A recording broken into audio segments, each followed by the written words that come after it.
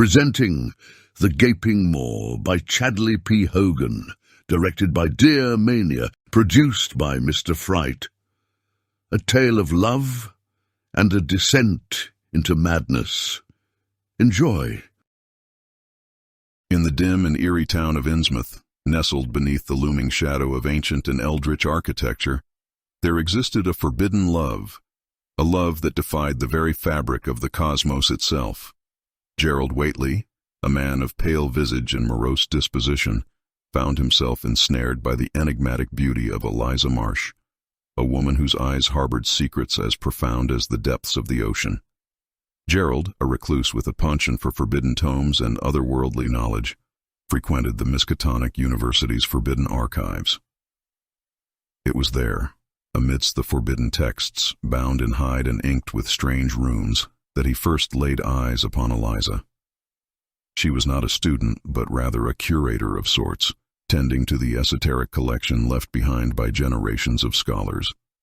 Their chance encounter occurred one stormy night when the rain poured in torrents, and the moon hid behind a veil of writhing clouds.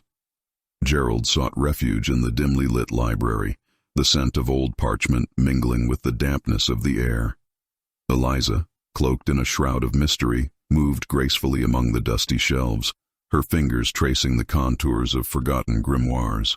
Gerald's curiosity was piqued as he watched her delicate hands dance over ancient pages. He approached, his heart pounding like the drums of forgotten cults. Their conversation was at first centered on the texts, but it soon wandered into forbidden territories. They spoke of ancient rituals, of arcane languages, and of the cosmic forces that lay beyond human comprehension. The more they delved into these eldritch mysteries, the closer they became, drawn together by a love that transcended the boundaries of mortal understanding. As their love blossomed, they found solace in each other's arms, beneath the watchful eyes of ancient deities and the whispers of eldritch horrors lurking just beyond the veil of reality.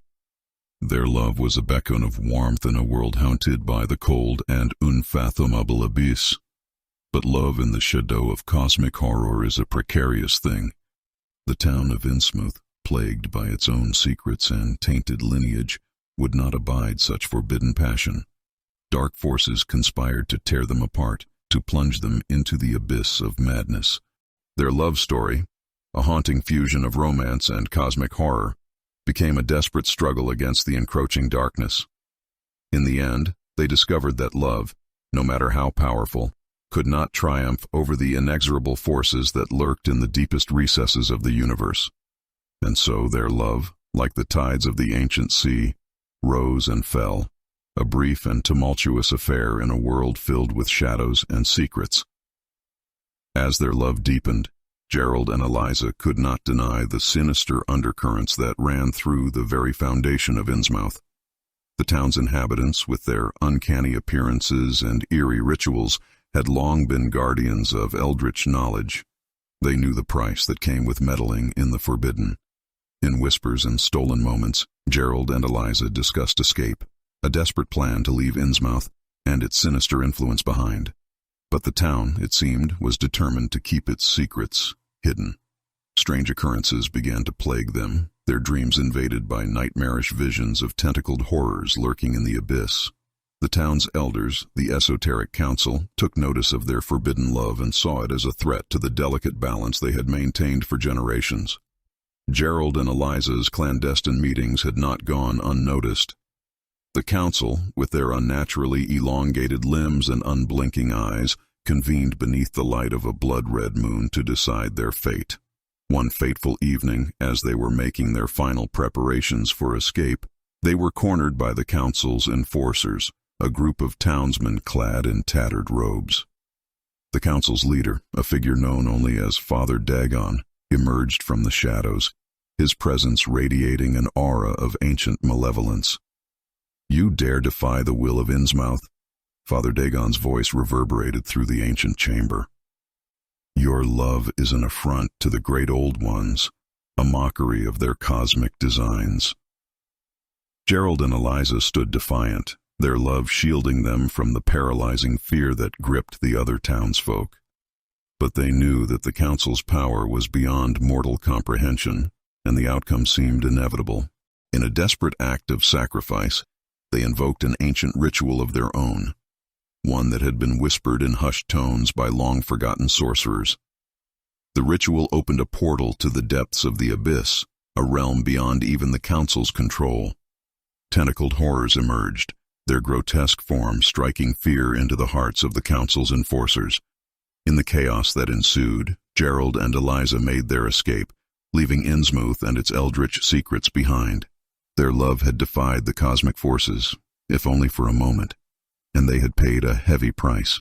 The memories of their time in Innsmouth haunted their dreams, and the knowledge of what lurked in the depths of the universe weighed heavily on their souls. They wandered, nomads in a world that would never understand the depths of their love or the horrors they had witnessed. And as they gazed upon the starry night sky, they wondered if somewhere in the cosmic expanse there were other forbidden lovers, defying the universe's unfathomable designs.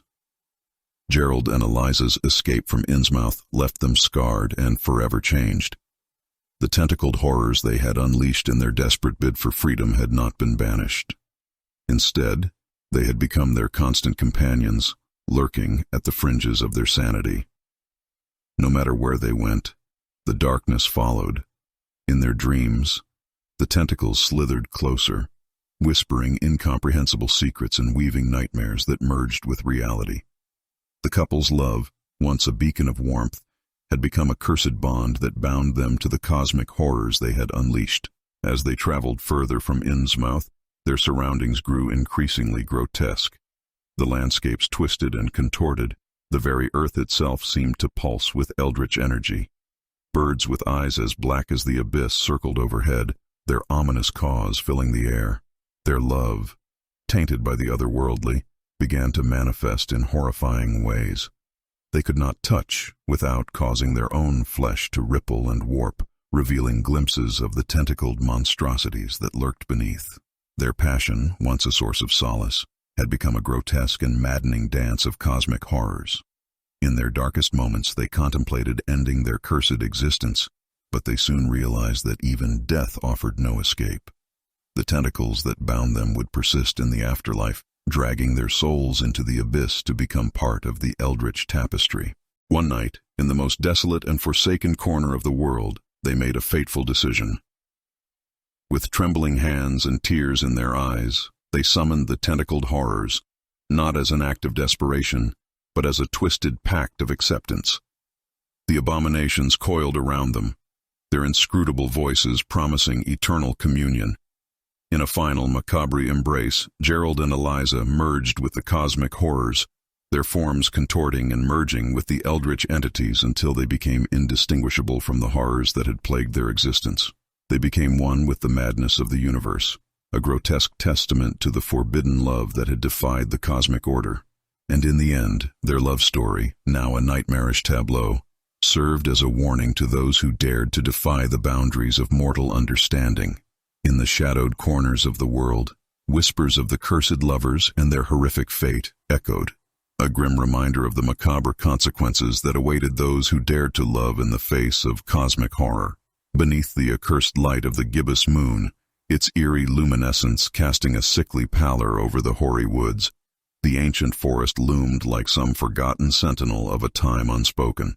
These gnarled trees, twisted and grotesque in their arboreal sentience, clawed at the heavens with boughs that seemed to defy the very laws of nature. In this dreadful realm, where shadows danced their maddening ballet, the only audible refrain was the occasional ominous hooting of an owl, an avian harbinger of the eldritch. Amidst the enshrouded foliage, a young maiden, Eliza Marsh, wandered. Her beauty, framed by long, raven tresses and pallid visage, seemed an ethereal specter, a fleeting wraith against the backdrop of the sinister woods, draped in a flowing gown as white as the tombstones of forgotten pharaohs. She moved with an eerie grace, her silhouette weaving through the obsidian tapestry of the trees. Her path led her to a ghastly clearing, an unholy sanctum hidden within the forest's malignant embrace.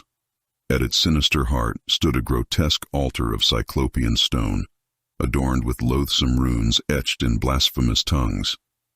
Gerald Whately, her lover, stood beside her, his pallid countenance mirroring her morbid fascination with the eldritch. Approaching this eldritch monolith, Eliza raised her slender arms to the baleful firmament and intoned an incantation born of forbidden knowledge. Beside her, Gerald's voice joined the chant, their words a macabre duet that resonated with the cosmic forces they sought to invoke. As their voices echoed through the unholy grove, the very air quivered with arcane power. A rift in the fabric of reality tore asunder, and from its Stygian depths, a dread figure emerged. This being, tall and emaciated, its obsidian locks, cascading like the tendrils of a nightmarish abyss, bore crimson eyes that pierced the soul like daggers forged in cosmic malevolence. The maiden, her chant silenced, gazed upon this unearthly entity and questioned with trepidation, "Who art thou, summoned from the abyss?" "I am the one thou hast conjured," the figure replied, its voice a whisper of shadows and secrets. "I am the deity of insatiable desire." A wicked smile played upon Elisa's lips as she spoke. "I have summoned thee to fulfill a singular wish, a desire that transcends the mortal coil. Grant me the zenith of mortal pleasure." The god of desire, with a malevolent grin, extended a pallid hand and touched Elisa's forehead. Her eyes closed, and a rapturous sigh escaped her lips. Moments passed, and her eyes reopened, now heavy with sated yearning. "The gratitude is noted," the god murmured. "Now, I must return to the Stygian depths from whence I came." The figure stepped backward into the writhing portal, which sealed itself with an ominous finality. Eliza and Gerald, their forbidden love forever intertwined with the eldritch, remained in the clearing, their souls forever marked by the macabre cravings and cosmic horrors they had summoned, living testaments to the unholy price of satisfying desires that transcended mortal understanding. And that was Chapter 1 of The Gaping Maw by Chadley P. Hogan. Tune in next time. Remind yourself that overconfidence is a slow and insidious killer.